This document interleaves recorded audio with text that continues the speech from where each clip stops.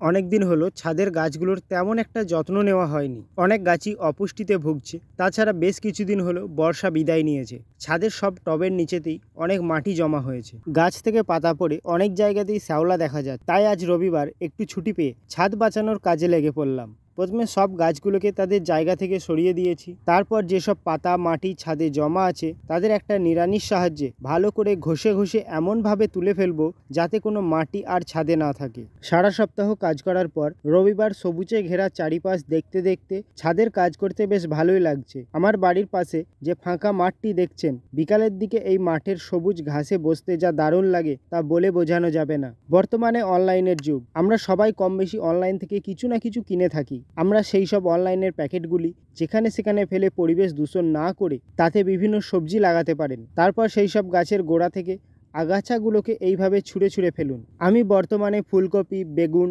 Tomato, লঙ্কা লাগিয়েছি। আর কিছুদিন পর ক্যাপসিকাম ও ব্রকলির চারা লাগাবো। চলুন এবার গাছগুলোকে একে একে সাজিয়ে ফেলি।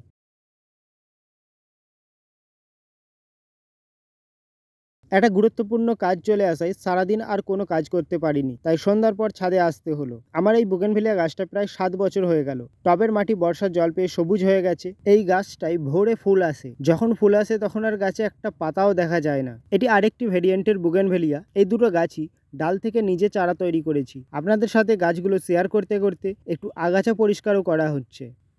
আজ থেকে 3 বছর আগে বাজার থেকে একটা আনারস এনেছিলাম। তারপর তার মাথাটা লাগিয়েছিলাম। 2 বছর পর ফলও এসেছে সেই আনারস গাছে। বর্তমানে সেই গাছ থেকে চারা তৈরি হয়েই যাচ্ছে, আর আমি সেইগুলোকে একে একে প্রতিস্থাপন করেই চলেছি। অলরেডি 6টি আনারস গাছ তৈরি করে ফেলেছি। এখনো দেখবেন অনেক ছোট ছোট চারা বার হচ্ছে। এখন চটজলদি বেশ কিছু পাতাবাহার ও মিলি ফুল গাছের একটু যত্ন নিয়ে ফেলি। আমার যে লাল রঙের মিলিগুলো দেখছেন, এদের আমি ডাল ভেঙে এনে চারা তৈরি করেছি। আর সাদা মিলি গাছ আর একটা কাঞ্চন গাছ বাজার থেকে কিনে এনেছি। একটা প্যাকেটে করলার বীজ পড়ে ছোট একটা চারা হয়েছে। সেই গাছে কত করলা এসেছে দেখো। এটি একটি এলাচ গাছ। নার্সারিতে বলল এটি ছোট এলাচ গাছ।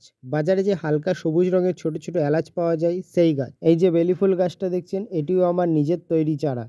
এবার একটা নতুন ধরনের গাছ দেখাই। অনেকেই এই গাছটি আগে দেখেননি, তবে এর ফল সবাই খেয়েছি। বলুন তো দেখি এটি কি গাছ?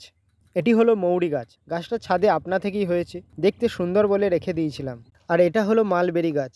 গাছের গোড়া পর্যন্ত ফল চলে এসেছে। এর স্বাদ হালকা টক মিষ্টি মেশানো। তবে আমার গাছের ফলগুলো তেমন লম্বা হয় না, ছোটতেই পেকে যায়। আর এটি হলো আমাদের জবার বন। একটা টবে দুটো আলাদা আলাদা কালারের জবা গাছ আছে। তারই সঙ্গে আছে একটি ধানি লঙ্কা। এই লঙ্কার যা ঝাল তা খেলেই বুঝবেন। বটগাছের বনসাইটা দেখুন কত সুন্দর এর শিকড়গুলো হয়েছে। যত দিন যাচ্ছে এর সৌন্দর্য তত বৃদ্ধি পাচ্ছে। আর এটা হলো আমাদের একটা ছোট্ট নার্সারি।